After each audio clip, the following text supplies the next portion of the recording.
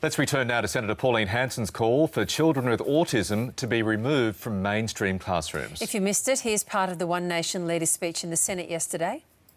These children should actually go into a special classroom, looked after and given that special attention, because most of the time the teacher spends so much time on them, they forget about the child who is reigning at the, wants to go ahead and leaps and bounds in their education, but are held back by those because the teachers spend time with them. Well, a lot of comments there and observations to fact-check, I guess, this morning. Senator Hansen's comments have been quickly condemned by politicians and disability advocates. So let's look at the facts. We're joined in the studio by education expert from Melbourne University, Dr Shirley Pode. Dr Pode, good morning and thanks for joining us. Good morning. So a number of points here. I guess the one that leaps to my mind is that the teachers forget about the neurotypical children who might be in a classroom, the ones who want to go in leaps and bounds ahead. Are they forgotten when you have a child with autism in a classroom? There is absolutely no data to suggest that. Typically what we find is children with disabilities in mainstream classrooms are supported by teacher assistants, and so the majority of the time in the classroom is provided by the assistant. The teacher does spend extra time outside of the classroom preparing materials so that they can teach the children, but what we've found is that there's actually benefits to the other children in the classroom because they get an opportunity to relearn things or go over concepts that perhaps they've missed. And so kids without disabilities benefit from having children with disabilities in classrooms. We know research says they get higher outcomes in literacy and numeracy because they have children with disabilities working alongside them. OK, just to be absolutely clear, and you are the expert, there is no argument to support what Senator Hansen was saying, that children wanting to learn move ahead in leaps and bounds, her words, are being held back by children with autism sitting next to them in the classroom. No, there's no research to suggest that. I understand Senator Hansen's probably coming from a position of concern about teacher wellbeing because constituents might have said that teaching in today's classrooms is difficult, or perhaps it's come from parents of children, some parents of children who have autism, who say that they want better for their kids, and we want that too. We have a broken education system in some ways, and there are things that we need to work on. The initial needs-based funding system would have addressed that. The initial needs-based funding system, you mean Gonski, the first version? I do mean Gonski, the first version. What's your view of what seems to be the version that's going to pass Parliament now?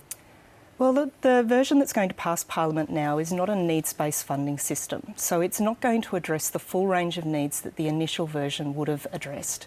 And so the idea is that Gonski was designed to address the systemic disadvantage in our education system to ensure that those schools who had high proportions of kids who had additional learning needs got the support that they needed. OK, so on the basis, logically, and what you just said there, One Nation actually then shouldn't be supporting Gonski 2.0, but Pauline Hansen and her people are. I think Pauline's misunderstood Gonski because her view is that she'll support 2.0 if children with disabilities are removed from the education system. The entire concept of Gonski was to allow children with disabilities their human rights to learn alongside their peers and to provide the support to teachers so that they can do that job effectively. What's the situation at the moment? You talked about support for children on the spectrum across the sectors. Is it the case that there's enough support already, and if this feeds into the Gonski funding debate, of course, should there be more cases for support? The really important thing to remember about children with autism conditions is that they're all very different. So we have very gifted children who have autism spectrum conditions that might play out in how they engage socially with their peers or their capacity to cope with change. And so those students are often typically far ahead of their peers in terms of their learning and almost need supports in terms of their giftedness. Then we have children who have autism spectrum conditions whose behaviours manifest in such a way that when they're anxious or stressed in a classroom, we see behaviours that are difficult for teachers and peers to understand and deal with. So the needs-based funding model would actually look at needs of children rather than diagnoses.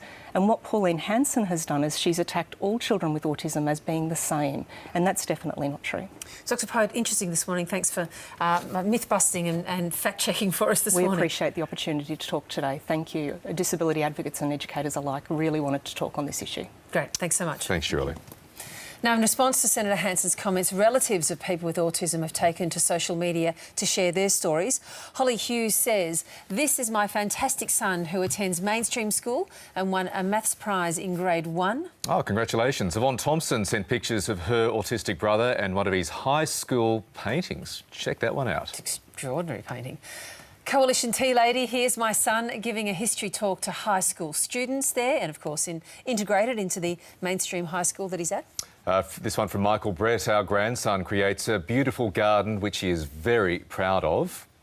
And Laserbeak Man, who's previously appeared on this program. I think actually you had a nice sit-down chat with him. I think Paul was part of that too. And his mum. That's right, yep. He's tweeted, "The proof is in the pudding, Pauline Hansen. Mainstreamed all the way, so now many world firsts. A valued and loved man. Inclusion works." Thank you for all of those tweets.